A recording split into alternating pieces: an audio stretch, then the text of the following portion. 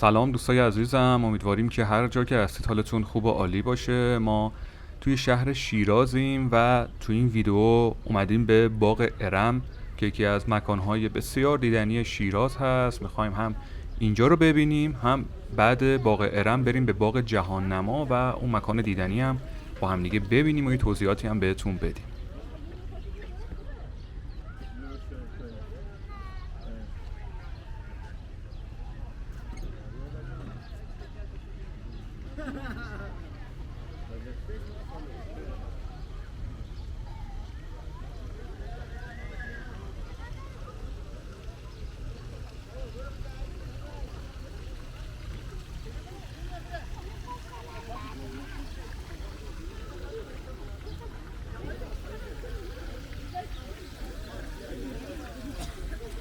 اگه بخوام راجع به باغ ارم شیراز که یکی از زیباترین باغ‌های ایرانی توضیح بدم، اینکه قدمتش به طور دقیق مشخص نیست، ولی تخمین میزنن که زمان ساخت باغ به دوران سلجوقیان یا آل اینجو برسه که تقریبا میشه حدود 700 سال پیش.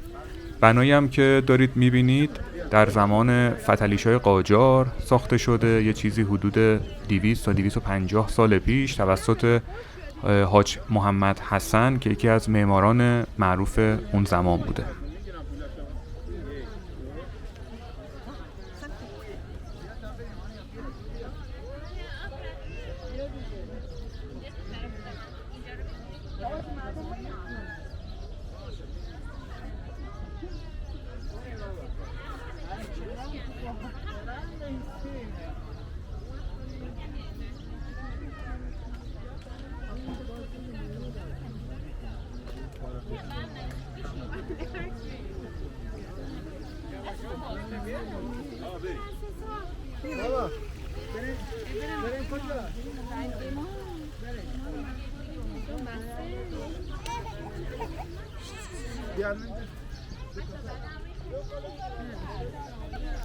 در زمان قاجار و پهلوی این باغ محل اقامت ایل قشقایی بوده، ولی در حال حاضر باغ ارم در اختیار دانشگاه شیرازه و الان یک باغ گیاهشناسیه که در میراث جهانی یونسکو هم ثبت شده و حالا میریم جلوتر هم جای دیگه‌شو رو بهتون نشون میدیم. اینجا میتونید انواع و اقسام گیاهان و گلها رو ببینید که میتونم بگم گلچینی از بهترین گیاهان و گلهای جهان هستش.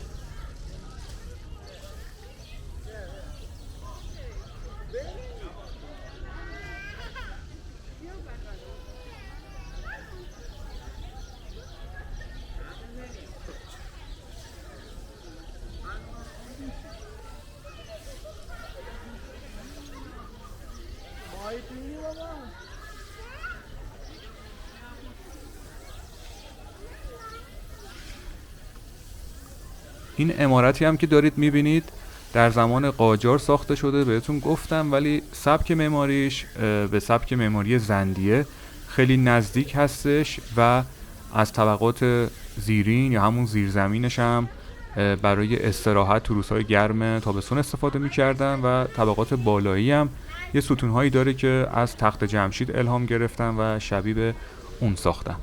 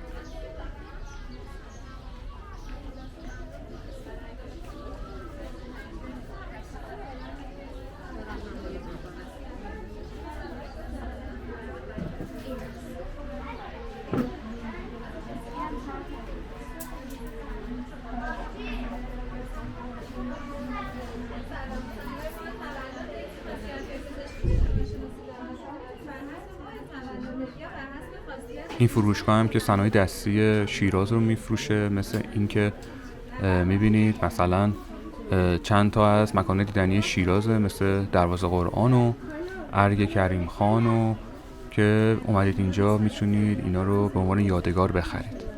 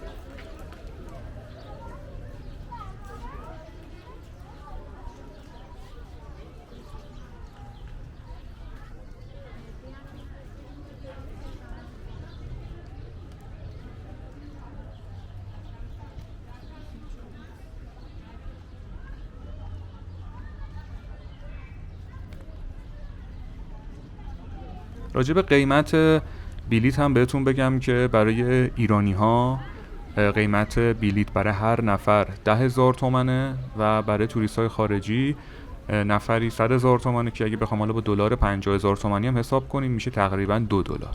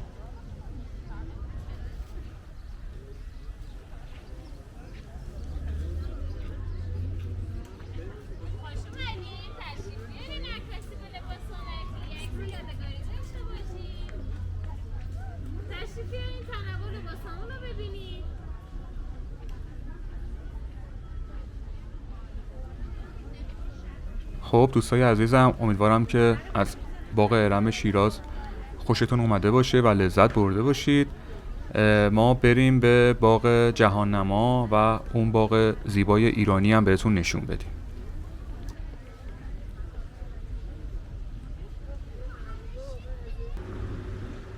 سلامی دوباره به همراهان عزیزمون. خب ما اومدیم به باغ جهان نما، اینجا ورودی باغ جهان نمای شیراز. بریم این باغ بسیار زیبا و بسیار بزرگ رو با هم دیگه ببینیم.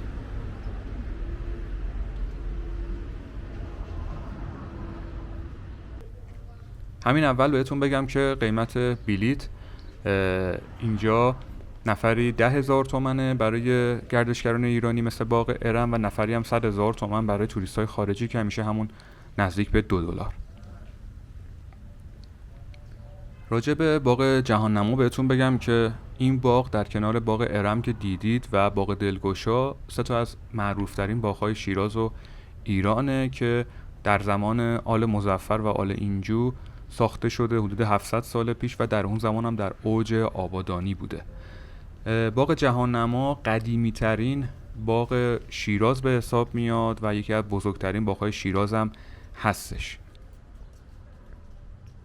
یکی از چیزایی که الان دارم میبینم و برای خودم خیلی جالبه، کاشی‌های اینجا هستش که نقاشی‌هایی داری که خیلی طراحی باحالی داره.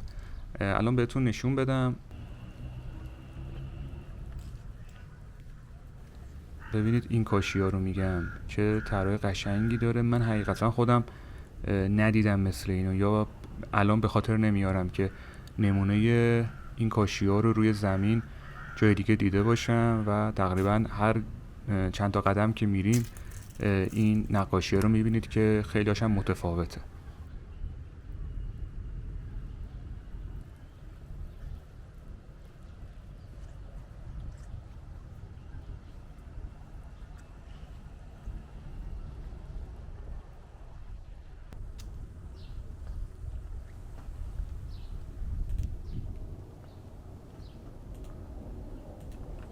اگه دقت کنید روی این تنهای درخت هم یه سری طرح میبینید که بهش میگن پیکر تراشی یا منبتکاری روی درخت که نمیدونم مشخص هست یا نه، که پرنده و گل و اینا هستش که از نزدیک اگه ببینید فوق‌العاده زیباست این طرح‌ها.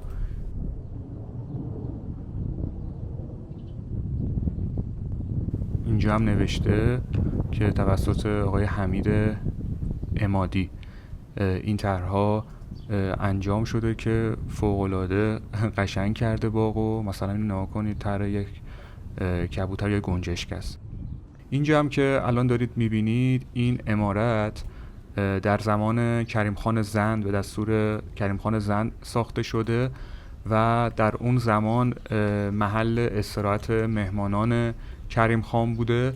یه ساختمون 8 ضلعی هستش و الان تبدیل شده به موزه که متاسفانه ما حالا خواستیم که هماهنگی کنیم که بریم از داخل موزه ویدیو بگیریم براتون، ولی نتونستیم. حالا هرچی بهشون گفتیم نتونستیم که بریم ویدیو بگیریم و میگم داخلش موزه‌ای که حالا یک سری از تابلوها و وسایل قدیمی مربوط به زمان زندیه و قاجار و پهلوی هستش. اگه میشد که بریم ببینیم که خیلی عالی میشد.